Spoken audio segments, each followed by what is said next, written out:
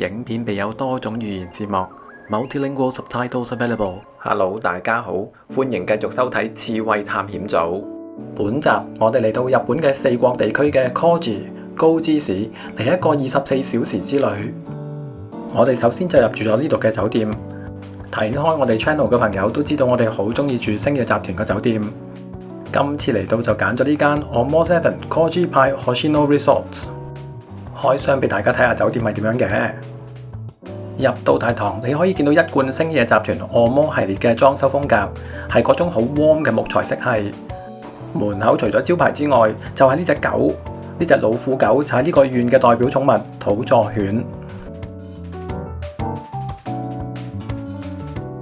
大堂嘅 check-in counter 係行自助方式嘅入住登記，喺酒店撳晒啲資料之後，鎖匙卡就會直接由電腦發出。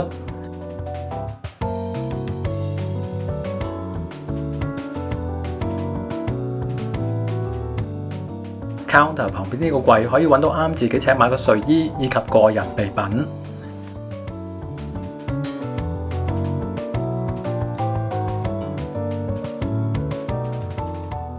我哋今日住咗喺位於16樓嘅客房。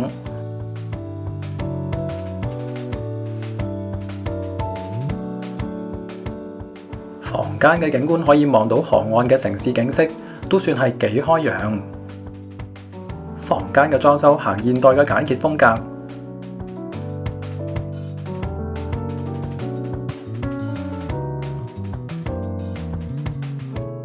床嘅一邊有插電嘅插頭。房間嘅電視唔能夠接駁 YouTube， 只可以睇到地道嘅電視 channel。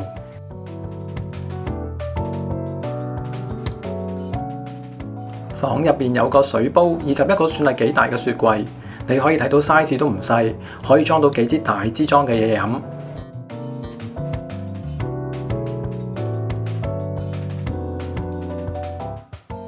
玄關嘅旁邊係洗手盆，呢度亦都有風筒。淋浴空間入邊嘅個人備品就係酒店自己嘅品牌，品質一般。旁邊就係一個乾濕分離嘅坐廁。酒店亦都附設咗大浴場，就係位於5樓嘅土佐之湯。休息嘅空間嗰度有提供飲品，係一個頗為甜嘅薑味飲品，味道都幾得意嘅，可以試下。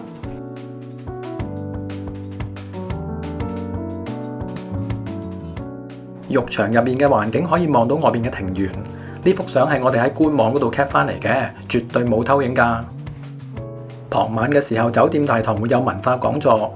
不過預計未必會聽得明，所以我哋就出咗去揾嘢食啦。今晚我哋喺酒店附近嘅 Hoka-Hoka-Tei 買晚餐。唔好睇呢間嘢嘅裝修好似好昭和年代風格，入邊嘅伯伯整嘅飯粒其實都幾好食。呢個就係最地道嘅3餸飯啦。食飽咗之後，到咗晚上8點，酒店嘅大堂又有餘興節目，教觀眾玩地道嘅傳統響板。星野 brand 嘅酒店最中意喺住宿嘅時間搞呢啲地道嘅文化節目，水準其實都幾好嘅。如果嚟到住嘅話，記住參加下。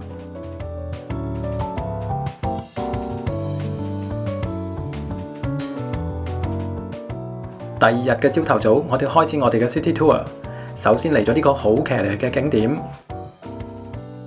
呢度係被網民推選為日本3大最失望景點之一嘅播磨屋橋。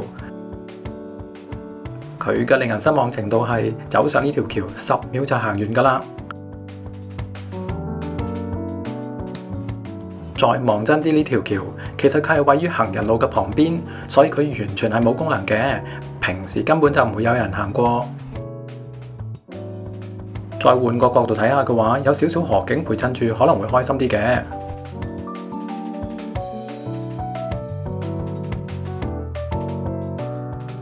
隨後，我哋亦都有參觀咗高知城。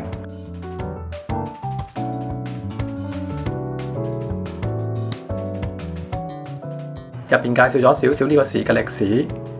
喺城樓嘅頂部，你可以睇到一個360度嘅高知市景。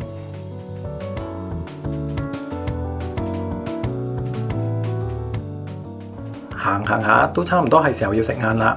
我哋就嚟咗呢個宏仁市場食午餐。入到嚟可以見到好多賣海產嘅商店，雪櫃入邊嘅刺身有啲價位都幾貴喎。呢度嘅主角就係堅魚，不過見到堅魚刺身都唔好咁快揀嘢食住喎，因為呢度嘅升級菜式唔係佢。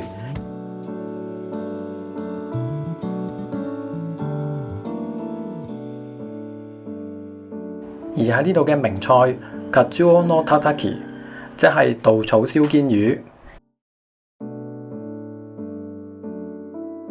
其中呢一間仲要係最多人排隊幫襯添，一路排你可以一路睇到師傅喺你旁邊用稻草大火燒呢啲堅魚，成個排場非常之吸引。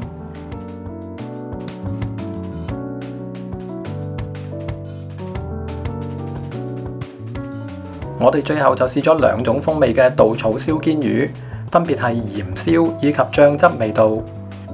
再 zoom 近啲，可以睇到堅魚都燒得好靚，面層會有焦香嘅感覺。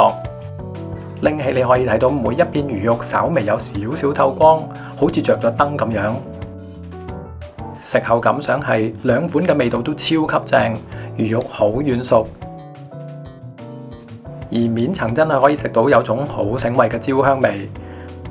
嚟到就記住試下啦。略嫌高知識嘅行程唔夠豐富嘅話，仲可以過埋旁邊嘅南國市參觀埋呢個海洋堂 Space Factory。儲開扭蛋嘅朋友都會知道，海洋堂就係嗰個專做模型同埋扭蛋玩具嘅公司，所以呢個博物館外形都非常搞笑，十足太空船一樣。入到去可以見到各式各樣嘅玩具展品。嚟呢度附近玩嘅話，記住 mark 低呢個景點落 Google Map 嗰度啦。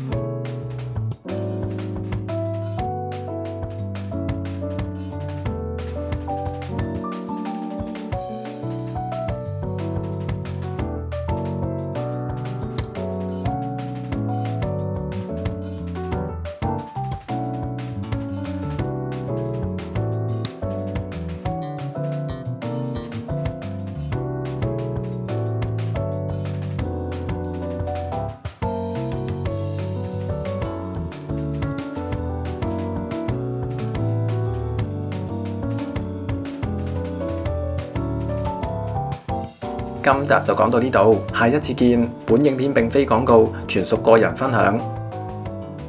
多謝你睇完晒我哋段片，希望你會喜歡。鍾意嘅話請俾個 like 支持下，以及訂閱我哋嘅頻道，仲有可以撳埋個鐘仔搶先看。Thanks for watching and see you soon. Ciao.